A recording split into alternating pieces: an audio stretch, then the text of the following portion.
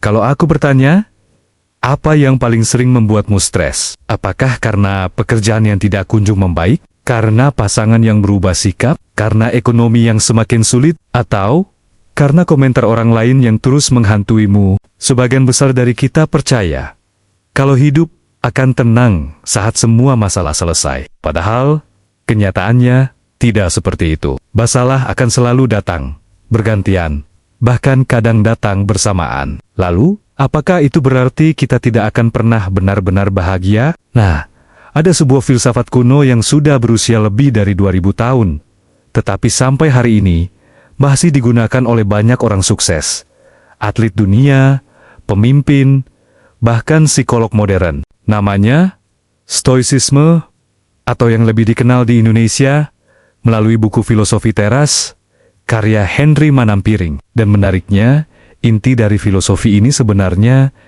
sangat sederhana. Ia tidak mengajarkan bagaimana menghilangkan masalah, tetapi bagaimana tetap tenang, meskipun masalah tidak pernah berhenti datang.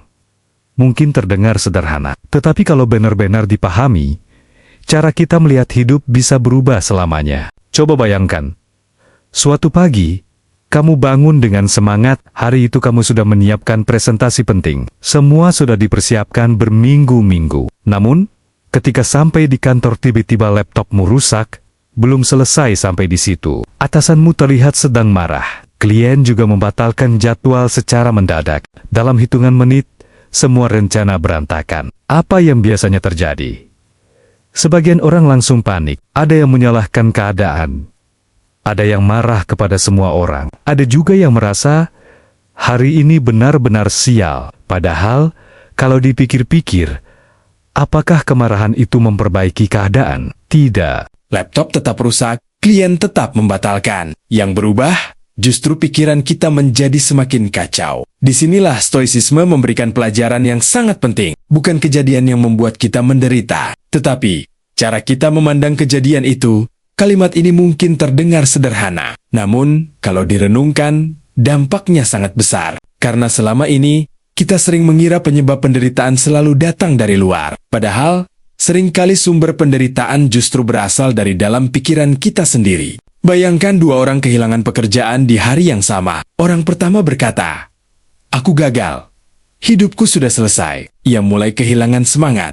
Tidak mau mencoba lagi, merasa dirinya tidak berguna. Sementara orang kedua berkata, "Ini memang berat, tapi mungkin ada kesempatan yang lebih baik." Ia memperbaiki CV, belajar keterampilan baru, mengirim lamaran lagi. Kejadiannya sama, tetapi hasil akhirnya berbeda. Kenapa? Karena cara berpikir mereka berbeda. Stoicisme mengajarkan bahwa kita memang tidak bisa memilih semua kejadian dalam hidup, tetapi kita selalu punya pilihan. Bagaimana meresponsnya? Dan justru, disitulah letak kebebasan terbesar manusia. Sekarang coba pikirkan pertanyaan ini. Berapa banyak waktumu yang habis untuk memikirkan sesuatu yang sebenarnya tidak bisa kamu ubah? Komentar orang lain, masa lalu, cuaca, kemacetan, harga kebutuhan pokok, atau penilaian orang terhadap dirimu. Semua itu berada di luar kendali kita. Tetapi anehnya, justru itulah yang paling sering kita pikirkan. Kita menghabiskan energi untuk sesuatu yang bahkan tidak bisa kita ubah sedikit pun. Sementara hal-hal yang benar-benar bisa kita kendalikan, malah sering kita abaikan. Seperti sikap kita, cara berbicara, usaha kita, kedisiplin, kejujuran.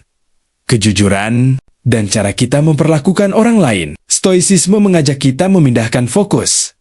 Berhenti mengejar kendali atas dunia. Mulailah mengendalikan diri sendiri. Karena mengendalikan diri jauh lebih sulit, tetapi juga jauh lebih berharga. Mungkin setelah mendengar semua ini, kamu mulai sadar. Selama ini, yang membuat hidup terasa berat, bukan hanya masalahnya, tetapi karena kita terus berusaha mengendalikan sesuatu yang memang tidak pernah bisa kita kendalikan. Bayangkan kalau mulai hari ini, setiap kali menghadapi masalah, kamu bertanya kepada diri sendiri, apakah ini berada dalam kendaliku?